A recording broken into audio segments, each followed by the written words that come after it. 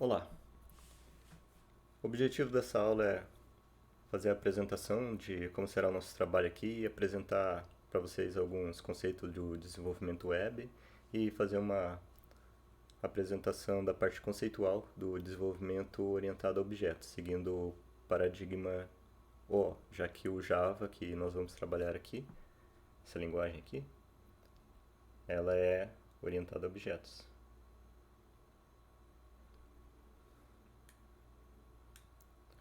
Aqui, O é a abreviação de orientação a objetos. Depois nós vamos ver isso aqui detalhadamente.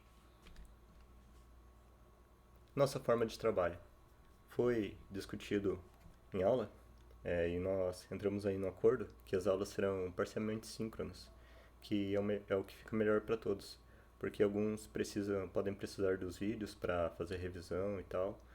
Então nós decidimos que vamos fazer dessa forma. Com relação às videoaulas, quando vocês assistirem, vocês vão ter que realizar algumas tarefas, em algumas.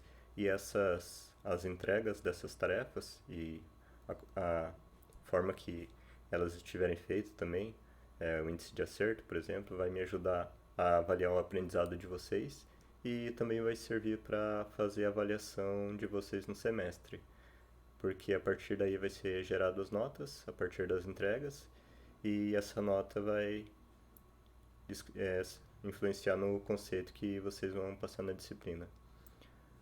Também estarei disponível para suporte, tendo em vista que a carga horária da aula síncrona vai ser mais ou menos de 1 hora, então vai sobrar um tempo para dar suporte para quem precisar. Quem precisar de suporte com seus códigos no computador ou instalação de algum software, por exemplo, configuração de banco de dados, configuração da IDE, entre outros. Eu estarei à disposição. Podem me contactar lá no Telegram, lá no grupo, ou se não no meu Telegram pessoal mesmo, ou também me enviar e-mail. Então vamos ver um pouco aqui dos conceitos. Na verdade, vocês já viram isso aqui no semestre passado, porque a disciplina Desenvolvimento Web 1 era pré-requisito para esta. Então você já conhece os conceitos de desenvolvimento web.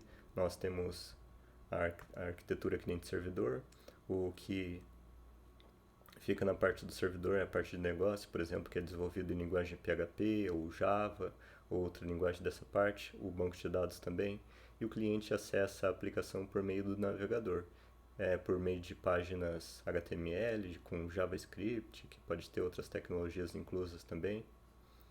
E é isso. Quando desenvolver uma aplicação desktop e quando optar pela aplicação web.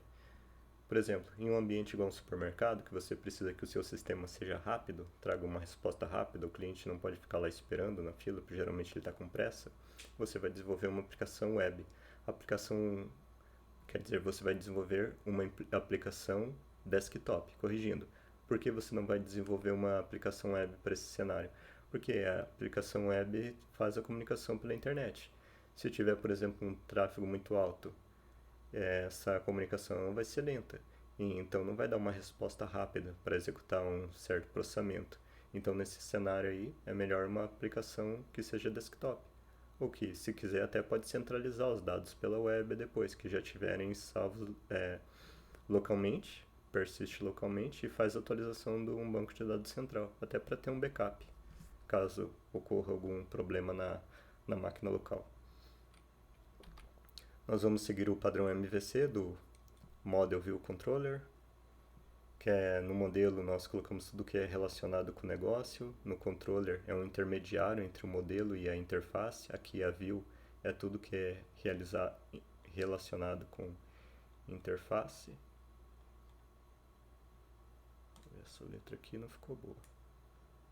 Deixa eu virar minha mesa aqui, vai ficar melhor para escrever.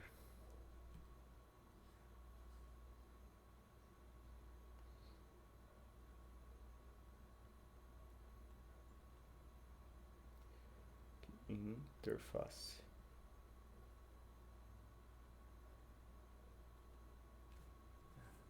Mais pra cá. Ok.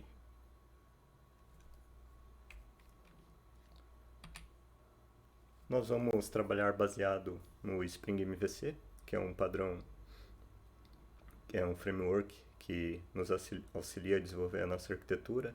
Qual é a vantagem de ter não é bem um padrão, é um modelo arquitetônico para estruturar melhor a nossa arquitetura. Por que é bom seguir esse modelo? Porque todo o código vai ficar organizado em camadas e todas as regras que são seguidas do modelo vai ser de conhecimento amplo para para todas as pessoas que trabalham seguindo esse modelo. Ou seja, vai ter um padrão que é reconhecido entre várias pessoas. E qual que é a vantagem disso? Quando você tem um padrão que é conhecido por vários?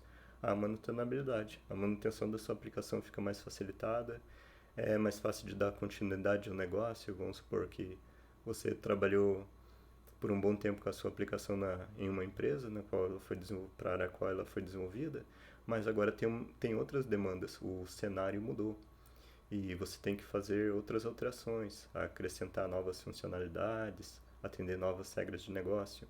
Vai ficar mais fácil para fazer essas continuidades, quando você segue um modelo. Aqui um exemplo de arquitetura projetada seguindo o MVC. Aqui nós temos, por exemplo, coisas do modelo, a parte do DAO, que é da persistência de dados, as classes de dados. Temos, aqui está num pacote DAO, aqui classe de domínio, que vão ser as classes de negócio, que mapeia as entidades lá no banco de dados. Temos as controllers, que eu falei para você que lá no padrão é o intermediário entre a interface e o negócio, que vai fazer essa transição dos dados e chamada de funções quando for necessário. E vamos utilizar também o Spring Boot. A vantagem do Spring Boot é a autoconfiguração, a palavra-chave. Vou anotar aqui. Autoconfiguração.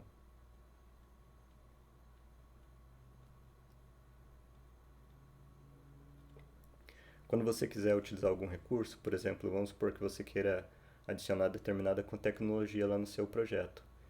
Vai ser um trabalho mais simples, porque você vai colocar apenas um arroba. Vou apagar isso aqui.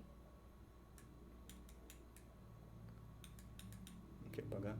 Um arroba, ok? E esse arroba já vai chamar o que você precisa. Como se fosse uma biblioteca, uma dependência. Mas aqui no Spring, essas dependências são chamadas de starters.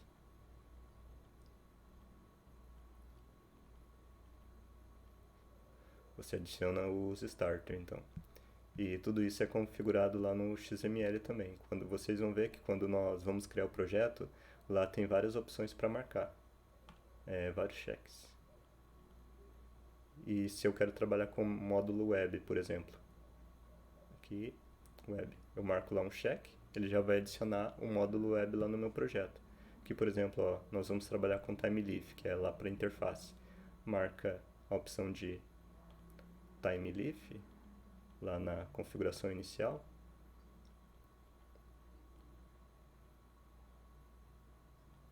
TimeLeaf. Ele já vai adicionar esse starter do TimeLeaf lá no seu projeto, a dependência. Agora, outro conceito. Client-side e server-side. Client-side é tudo que é desenvolvido do lado do cliente, para o lado do cliente, server-side do lado do servidor. O que nós temos de tecnologia server-side, por exemplo? Linguagem PHP, linguagem Java, alguns bancos de dados, tais como Postgres, que é o que nós vamos utilizar aqui nessa disciplina. Tem o MySQL também, outros bancos de dados.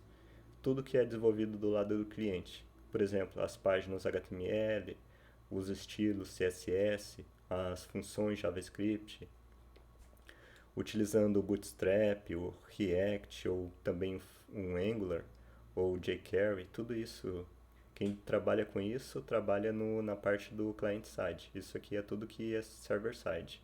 Nós também podemos dizer que tudo que roda ou tudo que renderiza, por exemplo, a interface, o HTML é renderizado do lado do cliente. Tem tecnologias, por exemplo, que eu falei para vocês, que o TimeLeaf, por exemplo.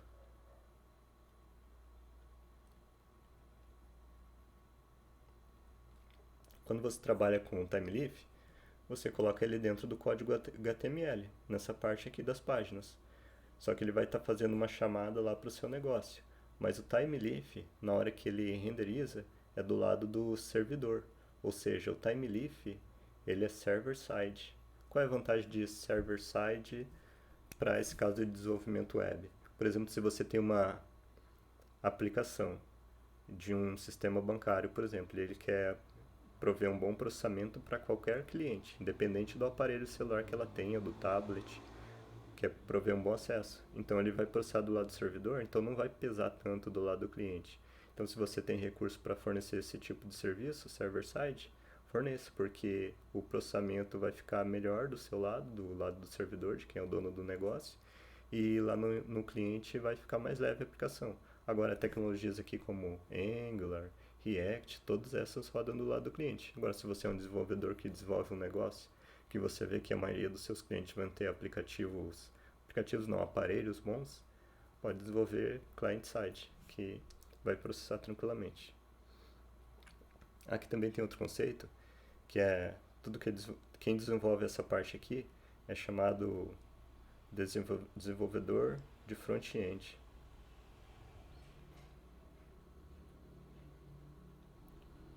E aqui é o... Deixa eu virar aqui minha tábua. Aqui é o back-end.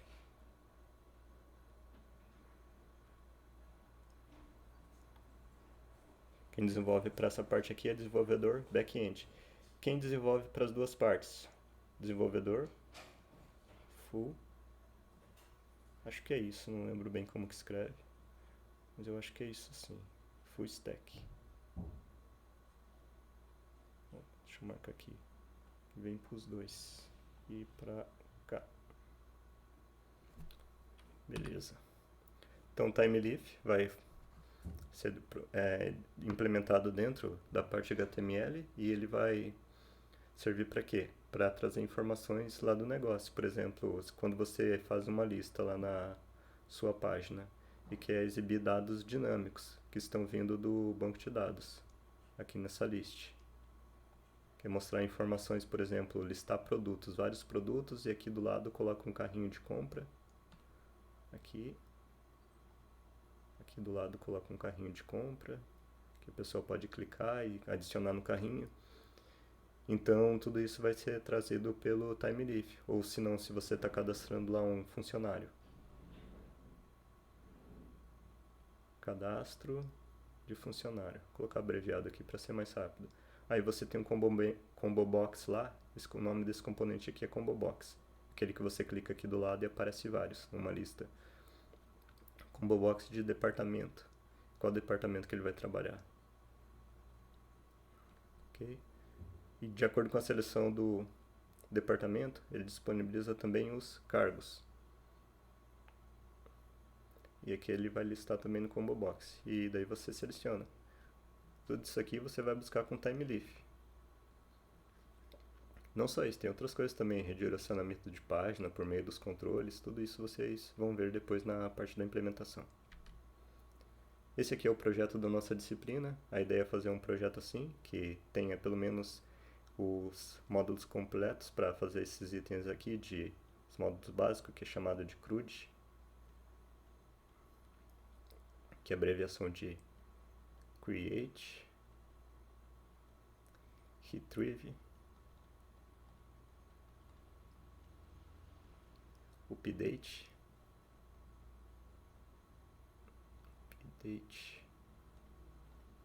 e Delete.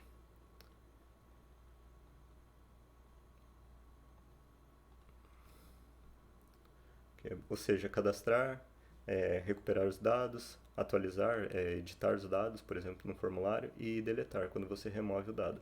Pelo menos isso vocês têm que aprender. De acordo com o aprendizado de vocês, que eu avaliar, nós vamos dar continuidade e evoluindo na matéria.